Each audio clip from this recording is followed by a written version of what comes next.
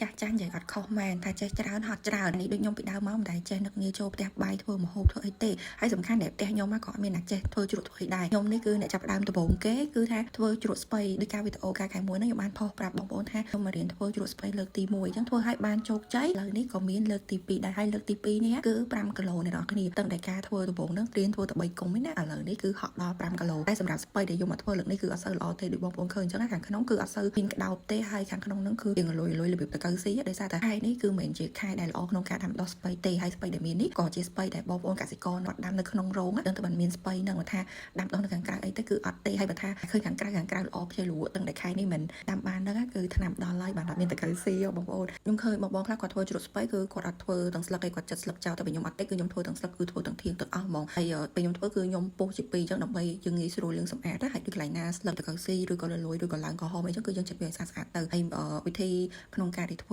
ទាំងមូលអញ្ចឹងតែថាទាំងស្លឹកអញ្ចឹងណាបងប្អូនគឺត្រូវការលាងសម្អាតឲ្យបានខ្លាំងមែនទែនលាងម្ដងគឺលាងរបៀបថាឆ្កឹះម្ដងមួយធាងដូចខ្ញុំលាងអញ្ចឹងណាគឺលាងអញ្ចឹងបានយើងវាអស់ដីអស់អាសត្វល្អិតដែលវានៅក្នុងនឹងអស់តកៅអស់អីហ្នឹងទៅហើយបន្ទាប់ពីយើងលាងសម្អាតបានមួយទឹកទៅពីរទឹកមកតែទឹកយើងថ្លាហើយគឺខ្ញុំចាប់ផ្ដើមរៀបមកដាក់ច្រែងរបស់យើងគឺយើងយកទៅហាលចុងលឹកនេះរៀងឈុតធំតិចដោយសារ5គីឡូហ្នឹងរៀងក្រាយដែរបងប្អូនអញ្ចឹងរៀបដាក់ច្រែងយើងមកហើយយើងយកទៅដាក់ហាលថ្ងៃយើងហាលហ្នឹងបងប្អូនអាចមើលតាមជាក់ស្ដែងបងប្អូនបើសិនជាខែក្តៅខ្លាំងហ្មងណាបងប្អូនហាលតាមមួយល្ងាចឬក៏តែកន្លះថ្ងៃហ្នឹងគឺសពប់អាចមកធ្វើបានតែបើថានេះរៀងសតុំអញ្ចឹងយើងហាលចូលមួយថ្ងៃឬក៏មួយថ្ងៃកន្លះវារៀងសពប់ទៅយើងយកមកធ្វើបានហើយសម្រាប់ការធ្វើទឹកត្រាំជ្រក់លើកនេះគឺខ្ញុំបន្ថែមស្ករបងប្អូនភាសាការវគ្គទីមុនហ្នឹងគឺខ្ញុំគ្រាន់តែដាំទឹកដៅអ៊ុនៗហើយដាក់ជាមួយនឹងអំបិលក្រួសទេទៅវាជូរដែរតែវាជូរអត់ច្រាញ់ដូចត្រូវចិត្តខ្ញុំតែបើអ្នកចូលចិត្តជូរធ្វើតាមអាវីដេអូដែលខ្ញុំថតផុសការខែមួយហ្នឹងគឺអូខេតែបើថាអ្នកចូលចិត្តជូរដិតជូរច្រាញ់ជ្រះល្អហ្មងណាអាចធ្វើតាមវិធីនេះបានសម្រាប់វិធីនេះគឺខ្ញុំដាក់អំបិលក្រួសហើយជាមួយនឹងស្ករខ្ញុំដាក់អំបិលក្រួសទាំងអស់មុនដំបូងខ្ញុំដាក់2ហើយខ្ញុំដាក់ស្ករស1ស្លាបព្រាខ្ញុំភ្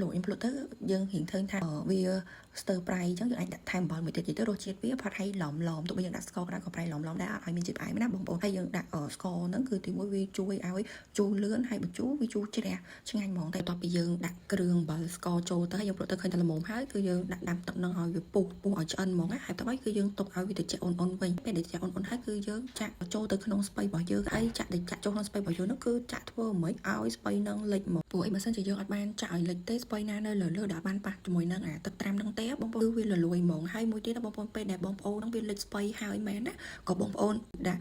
ចានចង្កឹះឬក៏របស់ឲ្យធ្ងន់នោះសកាត់មកតង់ទៀតមួយនៅពេលដែលស្ពៃនោះវាចាប់តាមឡើងចិត្តជូរទៅស្ពៃនោះវារោលមកលើហើយចាខាងលើនោះវាអាចនឹងអត់ប៉ះជាមួយនឹងទឹកត្រាំទេអញ្ចឹងក៏វាធ្វើឲ្យស្ពៃយើងលលួយនិយាយទៅជ្រក់យើងលលួយយ៉ាងអត់កើតទេតែខ្ញុំនៅតែរុញស្ពៃនឹងឲ្យចុះទៅក្រោមមកព្រោះដឹងថាតើយើងត្រាំទៅវាឡើងជាតិជូរមកអាស្ពៃនោះវានឹងដាច់មកលើហើយអញ្ចឹងយើងត្រូវការសកាត់វាហាប់ហើយដូចខ្ញុំសកាត់អញ្ចឹងហើយគឺខ្ញុំដាក់កូនចានចង្កឹះចូលទៅក្នុងនឹងមកតង់ទៀតឲ្យវាសកាត់ស្ពៃនឹងទៅក្រោមអញ្ចឹងស្ពៃយើងគឺវាអត់ខូចវាអត់លលួយលើហ្នឹងទេពេលជ្រក់នេះដែលបងប្អូនធ្វើតាមរបៀបខ្ញុំត្រឹមតែ3ថ្ងៃទៅ5ថ្ងៃគឺជូរបានញ៉ាំហើយសម្រាប់កន្លែងដែលរក្សាទុកហ្នឹងគឺបងប្អូនទុកនៅក្នុងម្លប់ធម្មតាដែលមិនចាំយកទៅដាក់5ថ្ងៃទេបងប្អូនទុកទៅនៅកន្លែងម្លប់ក្នុងផ្ទះបាយយើងហ្នឹងក៏បានដែរត្រឹមតែ3ថ្ងៃហ្នឹងបងប្អូនអាចបើកមើលភ្លុកមើលថាជូរប៉ុណ្ណឹងបងប្អូនត្រូវចិត្តនៅសិនជាបងប្អូនអត់ត្រូវចិត្តទេអាចទុកដល់5ថ្ងៃ6ថ្ងៃក៏បានតែថាជូរល្មមហើយបងប្អូនអាចយកទៅដាក់ក្នុងទូក្លាសេបានហើយ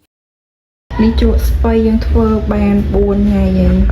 យសម្រាប់4ថ្ងៃនេះគឺញ៉ាំបានណាប៉ុន្តែគាត់នៅវាអត់សូវជូរជ្រះល្អហើយខ្ញុំដាក់ឆ្នាំចេះមួយទៀតនេះដោយសារតែពេលដែលយើងធ្វើនោះ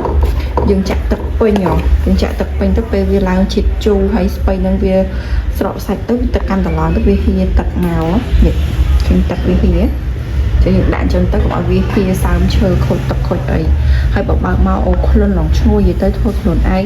គូក្លិនឈ្ងុយមកបើកមើលទឹកជ្រក់យើងធ្វើខ្លួនឯងណាពេលយើងធ្វើខ្លួនឯងចង់ទឹកជ្រក់យើងគឺឡើងថ្លាហ្មងអត់ខ្មៅអត់អីហើ